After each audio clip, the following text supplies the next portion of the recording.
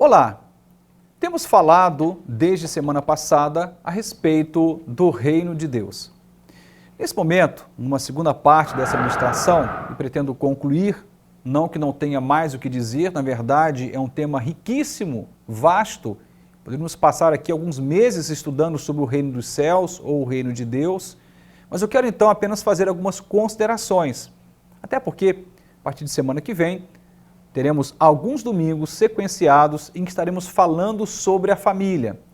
Estaremos celebrando o mês inteiro de maio, focando na família. Eu quero então trazer ao coração, o coração da sua família, muitas ministrações que vão te ajudar a encontrar um rumo, uma direção de Deus para a sua casa, para o seu casamento, para os seus filhos. Então quero concluir hoje esta breve reflexão baseada no Evangelho de Mateus, capítulo 13, verso 44. E diz assim a palavra de Deus: Também o reino dos céus é semelhante a um tesouro escondido num campo, que um homem achou e escondeu. E pelo gozo dele, vai, vende tudo quanto tem e compra aquele campo. Na semana passada, no outro programa, estivemos ministrando e nessa ministração eu trouxe algumas considerações a respeito do reino dos céus. Eu comecei dizendo que para começar a nossa jornada de entendimento e também de vivência deste reino, precisamos desconstruir o nosso próprio reino. Não podemos nos autogovernar, não podemos nos inflar de nossas verdades pessoais e esperar que o reino de Deus reine sobre nós, domine sobre nós. Não, é preciso primeiro desconstruir. Por isso, a ideia da entrega, da rendição do nosso coração, da nossa vida, faz muito sentido. Muito sentido. É preciso que alguém seja tirado do trono para que outro alguém se assente. Nesse caso, nós temos que sair do trono do nosso coração e entronizar o Senhor. E naquele momento, também disse que é preciso, acima de qualquer outra coisa, é preciso compreender que não tem a ver com mérito. Achar o tesouro no campo, ou seja, encontrar o reino de Deus, não é mérito, não pode ser mérito. Esse achado, na verdade, é dádiva, é graça de Deus revelada. Também disse que o desafio deste reino, quando nós desejamos nos inserir nele, viver esse reino, o desafio é ressignificar os nossos tesouros. O homem aqui desta parábola possuía, mas ele abriu mão do que possuía, vendeu tudo que possuía, retoma, vai lá e compra aquele campo, porque havia um tesouro lá que ele não poderia perder de vista. Ele precisava ter aquele tesouro. E esse tesouro é o reino dos céus. E hoje, então, quero dar sequência e pensar ainda sobre alguns aspectos desta parábola que fala sobre o reino dos céus ou o reino de Deus. E nesse momento eu quero falar no que o texto propõe aqui. O texto vai dizer o seguinte: pelo gozo dele, uma outra versão vem, e com muita alegria. Ele estava transbordante de alegria quando decidiu abrir mão do que ele possuía, colocar à venda, pegar o recurso adquirido com a venda do que ele possuía, voltar e comprar aquele campo. Sabe o que significa dizer? Significa dizer que este homem, que estamos falando aqui de alguém que conseguiu acessar o reino dos céus, este homem, ele manifestou um valor muito, muito especial. E que valor é este? O reino de Deus produz satisfação e não peso.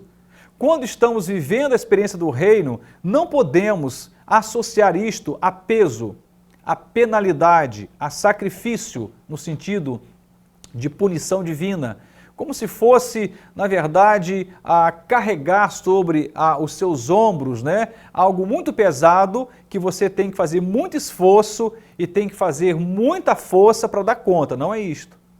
O reino de Deus é leve. A vontade de Deus é leve. E quando se torna pesada, alguma coisa está errada, mas eu posso garantir que não é com o Senhor. O reino produz satisfação. Quando entramos para o reino de Deus, não estou falando quando entramos para uma estrutura religiosa, não estou falando quando entramos para o hall de membros de uma igreja, não estou falando quando nós entramos para um clube ou uma associação aonde cristãos se reúnem, não é isto. Quando entramos para o reino de Deus, a presença de Deus gera satisfação em nós, não gera peso. O que é pesado tem outro nome. Aliás, citando ainda o texto sagrado, quando Jesus encontra alguns judeus, eles estavam tão cansados. E o Senhor diz: vinde a mim, todos vós que estáis cansados e sobrecarregados, e eu vos aliviarei. Depois ele faz um convite. Ele fala: olha, o meu jugo é suave, meu fardo é leve. Tome esse jugo, tome esse fardo e aprenda comigo, porque eu sou manso e humilde de coração. E aí no final ele diz: e encontrareis descanso para as vossas almas. Sabe o que significa isto? O convite de Jesus produz alívio, não produz sobrecarga, produz satisfação e não insatisfação. Não é pesado amar a Deus, não é pesado servir a Deus. Eu estou há 27 anos fazendo esse caminho e te confesso que o único momento em que se tornou pesado servir a Deus foi no início da minha fé, quando eu achava que servir a Deus era a prática religiosa. E descobri que Cristo nunca me convidou para estar numa religião. Posso até estar, é apenas uma consequência. Mas o Senhor me convidou para estar na presença dEle e viver dentro do reino dEle. E aí eu comecei a encontrar o caminho da satisfação. É muito bom acordar, viver, andar, viajar, negociar, edificar a nossa família, tudo na presença de Deus. É bom saber que temos o Senhor ao nosso lado, mais do que isso, dentro de nós, reinando, governando. Isso gera satisfação, não gera peso. A religião sempre vai impor um peso sobre nós. Conheço muita gente cansada com igreja, muita gente frustrada com religião, muita gente decepcionada com líderes religiosos, mas você não vai encontrar alguém decepcionada com Cristo e com o reino dos céus, porque o Senhor não é um Deus que frustra o homem, Ele é um Deus que liberta o homem, que cura o homem, é o Deus que empodera o homem, é o Deus que sara, o Deus que projeta, o Deus que transforma, o Deus que produz em nós satisfação e não peso. Jamais Deus vai impor sobre você uma condição que você não consiga levar, inclusive quando falamos ou nos remetemos à ideia da provação. Somos provados, viver em Deus também envolve provação, mas ele diz que quando somos provados, há uma medida para isto. Inclusive o texto diz que nós temos uma válvula de escape, e sempre que a provação vem, é para engrandecer o nome de Deus e te edificar, te transformar, te amadurecer, te dar aí o know-how espiritual de alguém que avançou um pouco mais, subiu mais um degrau. Até nesse aspecto, é leve, é leve. Se alguém me perguntasse qual o sentimento que eu tenho de servir a Deus, eu diria satisfação. Não é pesado, não é pesado. E se se tornou um peso para você, repense a sua fé, tem alguma coisa errada. Eu diria para você, nada tem a ver com o reino dos céus. Uma última consideração, para ter o reino de Deus, não podemos fazer conta, não podemos, pois não tem preço. O homem desta parábola, o texto diz aqui que ele não ficou fazendo levantamento para descobrir quanto valia a propriedade, os bens dele, para então negociar. Não, ele faz isso de um jeito objetivo, ligeiro, apressado, ele rapidamente se desfaz. O critério era vender o que ele tinha para possuir o campo onde o tesouro estava escondido. Isso nos remete à ideia de que ele não fez muita conta, ele não perguntou quanto custa e ficou então pechinchando, não, ele simplesmente vende, vai lá e compra o campo. Vende o que ele possuía, vai lá e compra o campo onde o tesouro estava escondido. Se você começar a fazer contas para servir a Deus, você não vai servi-lo. Infelizmente, muitos fazem conta. Vou ter que abrir mão disto, vou ter que abrir mão daquilo, vou ter que tomar tal postura na minha vida, vou ter que fazer tal caminho daqui para frente, vou ter que deixar para trás tal comportamento, não vou poder fazer tal coisa. Se você começar a fazer essas contas, você não serve a Deus. Eu diria, mergulhe em Deus. Você vai encontrar satisfação e leveza que naturalmente você vai se desvencilhar de todo o peso, de tudo aquilo que te aprisiona e que naturalmente você vai olhar para trás um dia e falar assim, poxa vida, ficou.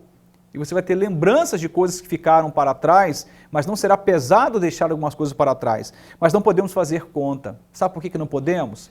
Porque o reino de Deus não tem preço.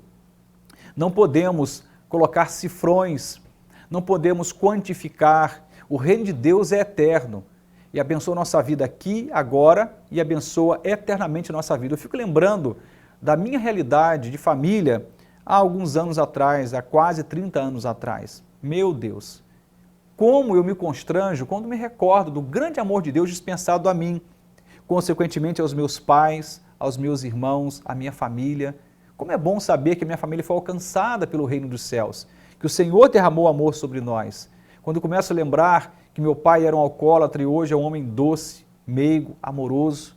Quando eu lembro que éramos uma família perdida, com referenciais totalmente tortos, e hoje olho para meu irmão, minha irmã, pessoas decentes, casadas, pessoas do bem. Eu olho para minha mãe, um coração sadio, com um coração temente a Deus. Isso não tem preço.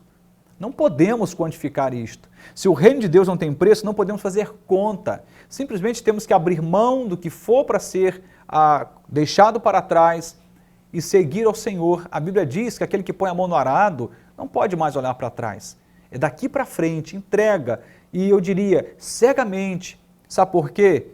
Porque nós não enxergamos absolutamente nada, essa é a verdade. Não enxergamos depois da curva, depois da esquina, só Deus em sua eternidade sabe o que é melhor para nós lá na frente. Então, ao invés de se mover por vista, mova-se por fé e não faça contas, não faça contas. Eu atrasei a minha experiência com Deus por fazer contas demais lá atrás da minha juventude. Começava a pensar, o que eu teria que abrir mão? O que deixaria para trás para servir a Deus? E eu me convencia na minha ignorância que parecia não ser um bom negócio. Eu tenho um lamento, eu tenho uma queixa pessoal. Eu lamento não ter conhecido Jesus um pouco antes. Teria evitado muitas coisas da minha vida. Seria muito positivo para mim se eu pudesse conhecer Cristo na minha meninice, ainda como criança. Eu não diria que foi tarde, porque é um tempo de Deus para tudo. Mas se eu pudesse escolher voltar no tempo, desejaria conhecer o Senhor um pouco antes. E não faria contas, porque vale a pena, não tem preço o reino dos céus. Eu quero encerrar esse momento, não só te anunciando essas verdades, mas te convidando e desafiando o seu coração a realmente considerar a possibilidade de fazer parte do reino dos céus.